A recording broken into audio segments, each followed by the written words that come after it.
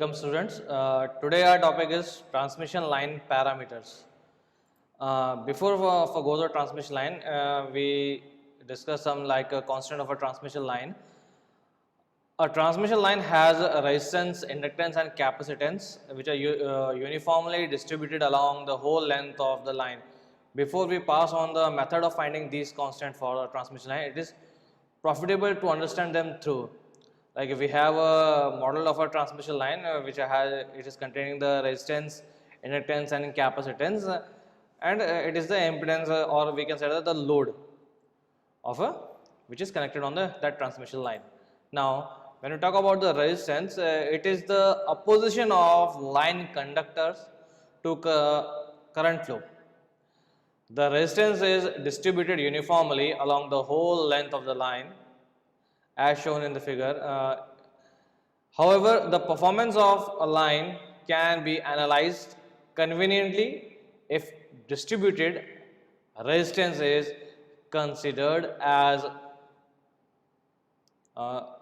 lumped as shown in figure which I showed earlier.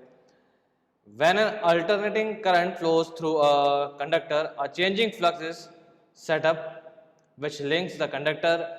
Due to these flux linkages, the conductor possesses inductance. Mathematically, inductance is defined as the flux linkage per ampere. Inductance, which is denoted by L, is equal to psi by I Henry. Psi is equal to flux linkage in Weber per turns, and I is the current in amperes. So, the inductance is also uniformly distributed along the length of the line, as shown in figure. Again, for the convenience of analysis, it can be taken as lumped. Now, for the capacitance, we know that any two conductors separated by an insulating material constitute a capacitor. As any two conductors of an overhead transmission line are separated by air which act as an insulation, therefore capacitance exists between any two overhead line conductors. The capacitance between the conductor is a charge per unit potential difference, that is capacitance C is equal to Q by V farad. You see in the figure we have a line conductor and between them there is a capacitor is formed, and here it is also a sample. The capacitor is formed, we taken the Vs voltage between this conductor and IC is we can say charging current or the capacitance current. Now where Q is equal to charge of the line in coulombs, V is equal to potential difference between the conductor in volts. The capacitance is uniformly distributed along the whole length of the line and may be regarded as a uniform series of capacitors connected between the conductors. So we say that if we have a long transmission line, maybe many capacitors are formed between the line. When the alternating voltage is impressed on a transmission line, the charge on the conductors at any point increases and decreases with the increase and decrease of the instantaneous value of the voltage between conductors and that point. The result is that a current flow between the conductors. This charging current flow in the line even when it is open circuited, that is supplying to no load. It affects the voltage drop along the line as well as the efficiency and power factor of the line. Now, when we talk about the resistance of the transmission line, the resistance of transmission line is the most important cause of power loss in transmission line. The resistance R of a line conductor having resistivity which is rho, length and area of the cross section A is given by R is equal to rho L upon A. We know that the resistivity R which is equal to rho L upon A. The variation of resistance of metallic conductor with temperature is practically linear over the normal range of operation. Suppose R1 and R2 are the resistance of a conductor at the temperature T1 degree centigrade and the T2 degree centigrade. We have and T2 is greater than T1, then respectively if alpha 1 is the temperature coefficient at T1 degree centigrade, then R2 which is equal to R1 1 plus alpha 1 T2 minus T1, where alpha 1 is equal to alpha 0 divided by 1 plus alpha 0 T1, and where alpha 0 is equal to temperature coefficient at 0 degree centigrade. Now, skin effect, we can say that when in an AC supply, the majority part of the current is flow on the surface of the conductor. So, this phenomena is known as the skin effect. The non-uniform distribution of electric current over the surface of skin of the conductor carrying AC is called the skin effect. In other words, we can say that the concentration of charge is more near the surface as compared to core of the conductor. The ohmic resistance of the conductor is increased due to the concentration of current on the surface of the conductor. So, in the figure you can easily identify, or you can easily see, if we provide the AC supply to this conductor, the most of the charge will carry on the surface of the conductor. So, in the center part of the conductor there is no current, or we can say that very less amount of current is flow in this, which is negligible. So, this phenomena in which the current flow on the surface of the conductor is known as the skin effect. Now, skin effect increases with the increase in frequency. At low frequencies such as in India we are operating AC supply at 50 Hertz. So, such as 50 Hertz, there is a small increase in the current density near the surface of the conductor, but at high frequency such as radio frequency, which is in the maybe in a kilohertz or a megahertz radio frequency, practically the whole of the current flow on the surface of the conductor, if DC current in which the frequency is definitely is 0 is passed in the conductor, the current is uniformly distributed over the cross section of the conductor. So, we can say that in a DC current or in a DC supply, the skin effect is negligible or it is 0. So, because the frequency is 0 in DC.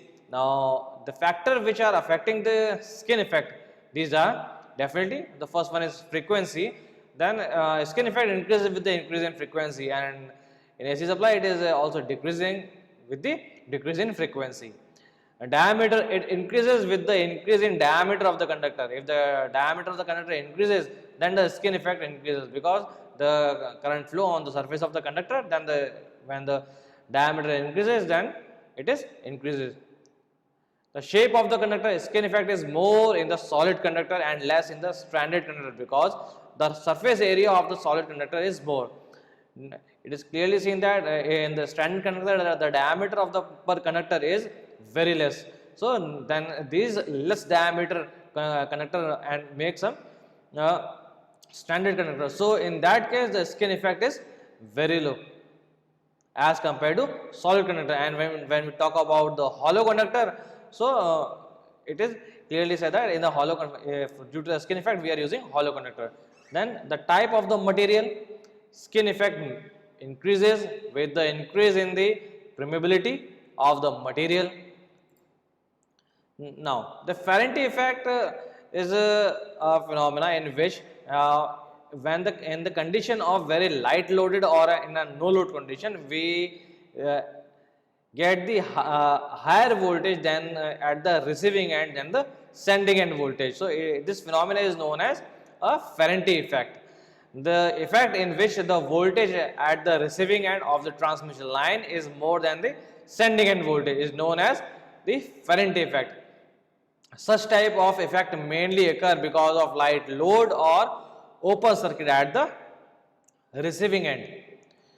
Ferranti effect is due to the charging current of the line. When the alternating voltage is applied, the current that flow into the capacitor is called charging current. A charging current is also known as capacitive current. The charging current increases in the line when the receiving end voltage of the line is larger than the sending end voltage.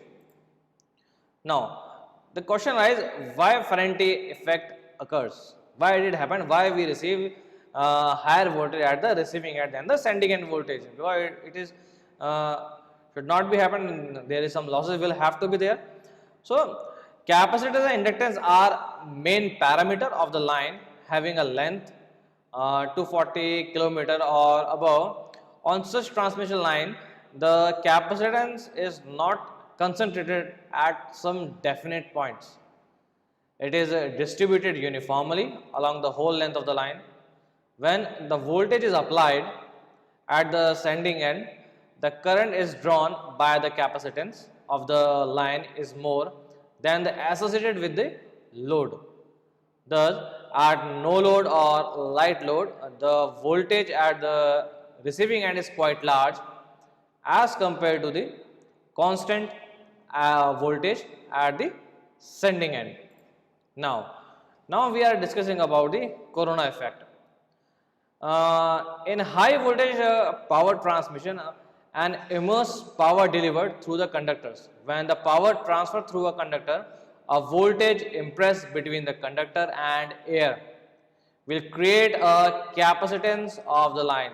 The phenomena of violet glow, hissing noise, and creation of the ozone gas contained in the overhead transmission line are generally preferred as the corona effect of the transmission line.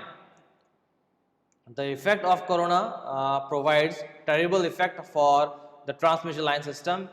In here, we are also planning to discuss some factors which affect the corona loss in transmission line and how minimize the corona effect. So, in short, we can say that at a certain voltage level in a transmission line, the air outside the conductor is ionized and the some hissing noise will be produced, and due to this when it is occur more, the completely air or surrounding the conductor is break down and the violet glow, or we can say a ring of a violet glow is appear. So this whole phenomena is known as the corona effect in a transmission line. You can easily see in the picture we have the violet glow throughout the transmission line, so it is clearly indicated there is a corona effect. Now we have you can see one picture also in a certain point we have some corona effect. Now factor leads to generate the effect of corona on transmission line. There is a several factor which lead to forming the corona, and the following are the appearance of violet glow surrounding by the conductor. I already stated that the violet glow will be surrounded by the conductor.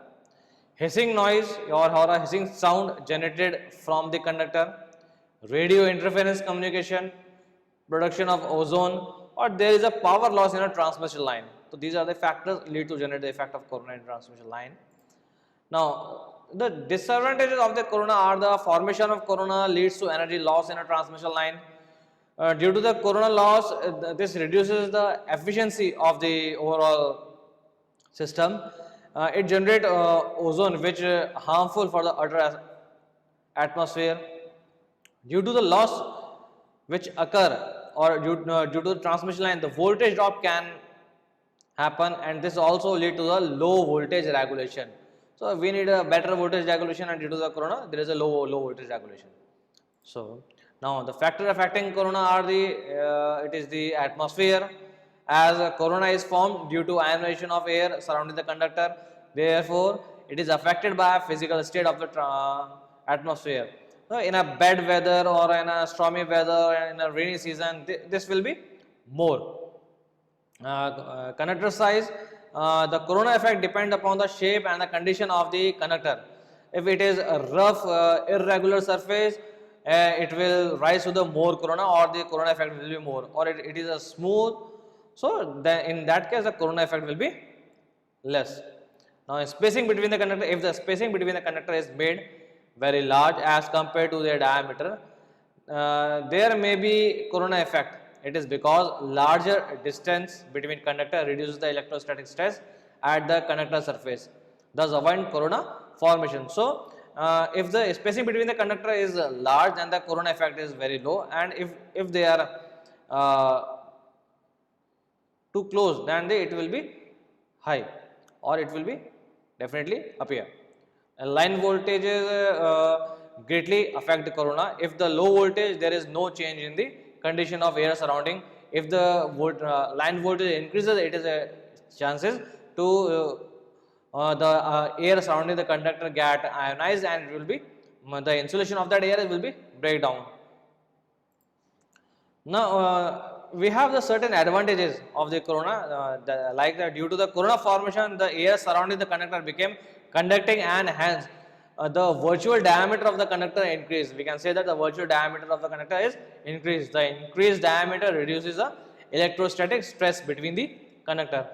And next is the corona reduces the effect of transient produced by surges.